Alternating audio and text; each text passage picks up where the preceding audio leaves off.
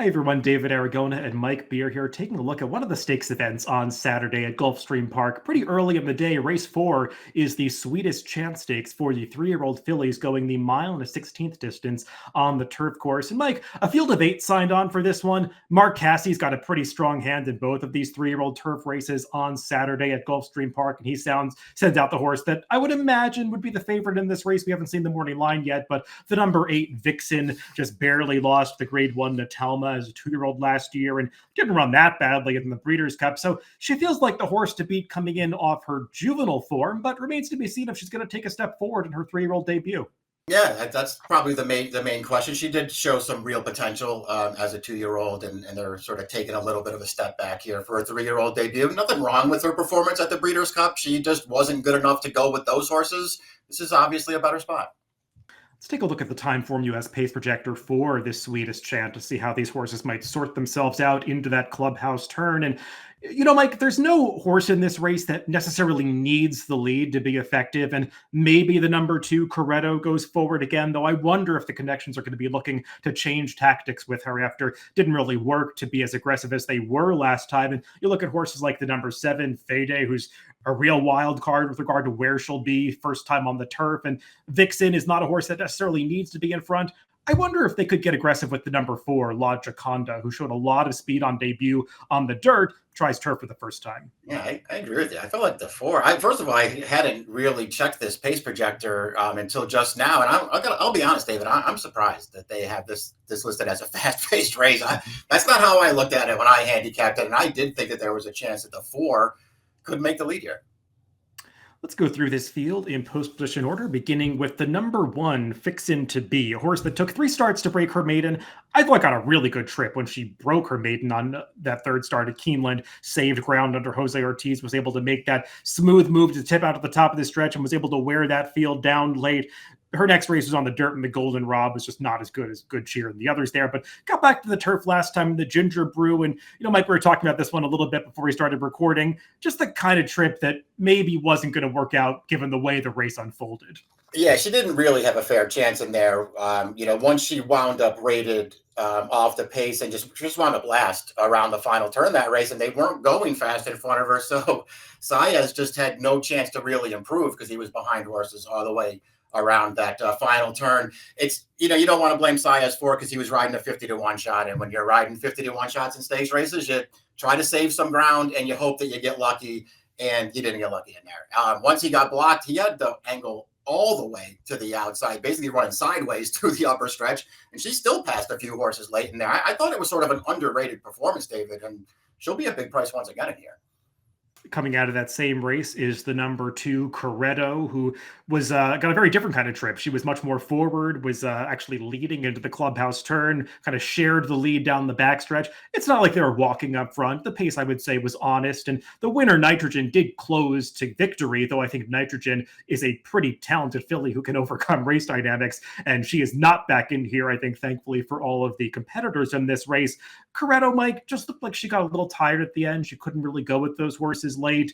I also thought she got a pretty good trip in the Breeders' Cup 2 back, was in close attendance to a pretty quick pace, but she was sitting in the pocket, just didn't really finish off that race either. And I'm starting to wonder how good she really is. I'm with you on that. I would just add that she also got a pretty good trip in the Miss Gorilla, her second career start. That everything worked out for her there, and she just wasn't quite good enough. This is a filly who I thought was really impressive when she won on debut. It was at Kentucky Downs. So, who knows? Maybe that's the kind of race that can fool you. I thought she was impressive that day. And every time she's shown up since then, David, I've lost a little bit more interest in her.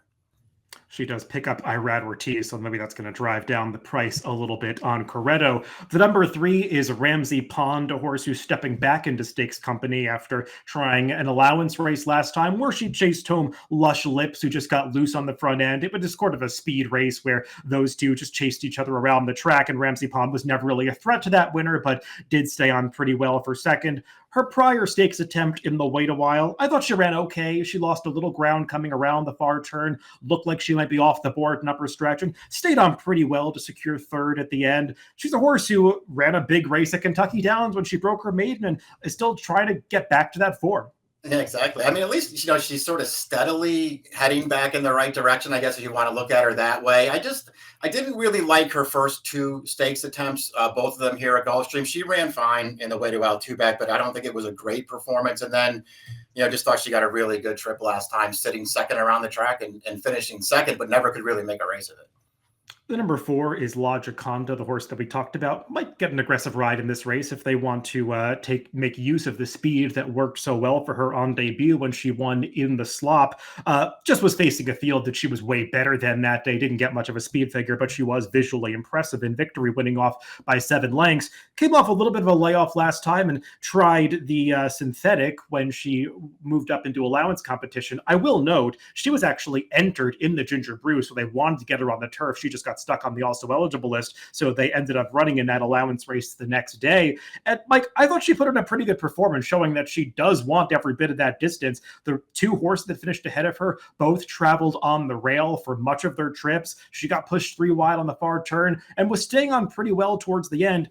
Now they try turf for the first time, and I'll admit there's not a ton of obvious turf pedigree here. She's a half to a horse named Todd Chero, who did handle the turf pretty well, seemed about equally talented on both surfaces. But I have an inkling that her sire, Caro, might turn out to be a decent turf influence. He's already gotten one horse who's a stakes winner on the turf, and just the way his progeny have been running, I won't be surprised when they do move up on the grass a little bit. She's going to need to, but she should be a price. Yeah, she should be. And I do, and I'm with you. I feel like she gets an aggressive ride here and maybe makes herself dangerous up towards the front end in this race. Even when they stretched her out last time on the other surface there, it seemed like they might have had designs on making the lead there. But the winner, who was the favorite in that race, was just faster and cleared her into that first turn. So she had to sort of move to the outside to track the pace. I thought she ran fine in there. I personally wanted to see a little bit more pedigree, and I couldn't quite find it. But there are things to like about this horse. The number 5 is Sail the Seven Seas, who broke her maiden in career start number 5, but that was actually just her second start at the maiden special weight level, as she had tried stakes company 3 times before actually getting that first career victory. Now, not the toughest stakes event. She was competing at Colonial and Laurel, facing a fellow Virginia breds on a couple of those occasions, but she did finish well both on dirt and turf, and when they stretched her out in distance, she appeared to have no trouble handling the 2 turns, especially last time out, which we'll take a look at a replay of her maiden victory at Laurel, where, Mike, she makes this big move off the far turn and just wins going away at the end in very impressive fashion. Doesn't get much of a speed figure for this performance, but I won't be surprised when she has a step forward in her coming back for her 3-year-old debut. Yeah, the 59 buyer is the least of my concerns with his performance. She's visually impressive. A big finish in this race, which is what you want to see from your turf horses, especially when they're stretching out for the first time on the surface, first time around 2 turns as well. Even her other turf race, David, I know it was just a restricted stakes race while she was still a maiden, and she was odds on in that race. She was best in there. I mean, that was another race where she steadied and lost position and then came with this huge run through the stretch. She was finishing fastest of all and just couldn't quit there. To me, I mean, she's clearly a turf horse, and she's probably not going to get any respect in here because she has no speed figures. I think she's way better than she looks on paper. The number 6 is Origami, who I found to be one of the tougher reads in this race. She made her U.S. debut after 3 starts over in Ireland, all sprinting at 5 furlongs. She stretched out to the mile when she got into the Jack Sisterson barn last time and actually tried males for the 4th time. This is the first time she's entered in a race against her own gender, but facing those males in the Cecil B. DeMille, she ran just fine to get up for 3rd behind Clock Tower and Scipio, who are 2 pretty talented runners. The pace didn't really do her any favors that day, but I thought she got a good ride, all things considered, saving ground and tipping out at the top of the stretch, and didn't really pick up through the lane, but again, the pace was working against her. Now she's stretching out again to the mile on the 16th, and Mike, I'm sure you'll remember, we did a video discussing an allowance race earlier this month where she was entered. She was a vet scratch that day, so I wonder if this was really the intended spot for her, and we'll see if she gets a little more pace to close into this time. Yeah, no, maybe she'll just get a different setup, and it will make a little bit of a difference here. The vet scratch thing is obviously something to concern yourself with. Just, the stateside debut, I think you want to at least take it with a little bit of a grain of salt, because that race was kind of a joke. They really walked in front of her. She's trying to come from last. I mean, the middle half is 50 seconds flat, and they're just sprinting home in there, and she's trying to pass the whole field from last. It was never going to happen. The number 7, Fide, is cross-entered in an allowance race on Thursday at Gulfstream. That is on the dirt, so a little weird that she's entered in a stakes race on the turf as well on Saturday. I just don't really see a ton of turf pedigree here, Mike. Sometimes the Gaudios Charlies can handle it, but it's not like he's some stellar turf influence. And she'd really have to improve switching over to this surface. Yeah, they should run her in the dirt race.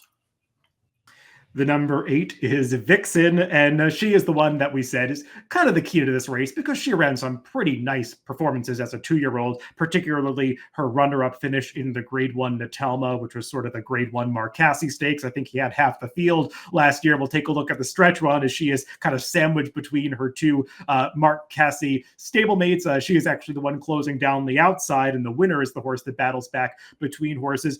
Mike, I thought she hung a little bit here because it seemed in mid-stretch like she was going to have this thing won and could just never really forge past and one more time.